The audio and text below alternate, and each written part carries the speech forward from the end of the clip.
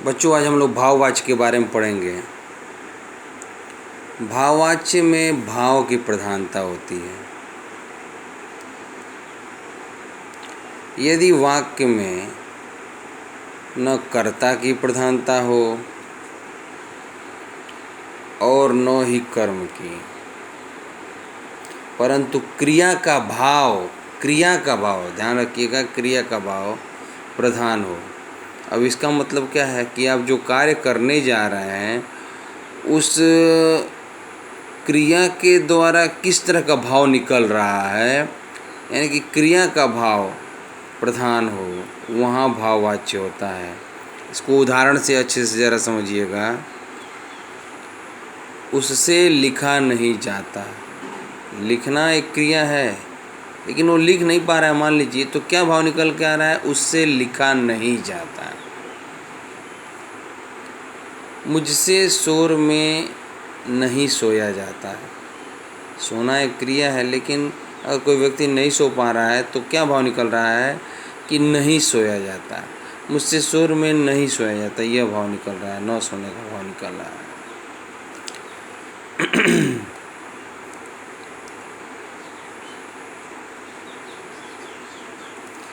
प्रश्न नंबर 2 देखिए, वाच्य परिवर्तन को बताइए।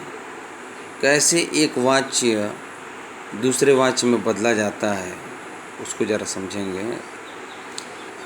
पहला है, कर्तृवाच्य से कर्मवाच्य यदि बनाना हो तो कैसे, क्या नियम है?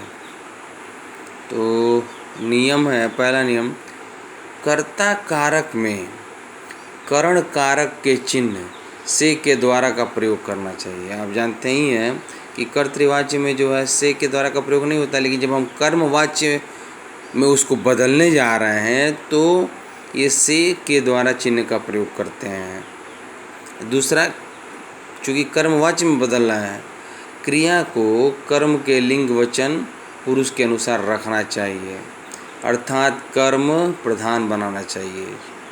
कर्तृवाच्य से कर्मवाच्य में बदलना है, तो कर्मवाच्य में क्या क्या नियम होता है? से के द्वारा का प्रयोग होता है और क्रिया जो है वो कर्म के अनुसार रहती है। अब जैसे उदाहरण को देखिए, कर्तृवाच्य का उदाहरण है कि मैंने खाना खाया। अब इसको कर्मवाच्य में बदलेंगे तो मेरे द्वारा हमने ऐड किया है, हमने बताया ना नियम के अनुसार, मेरे द्वारा खाना खाया गया। अब मेरे द्वारा क्या खाया गया?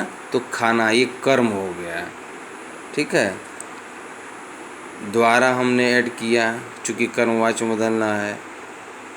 अब मेरे द्वारा तो खाया गया, ये खाना खाया गया। ये शेष उदाहरण भी अगले दिन मैं समझाऊंगा। धन्यवाद।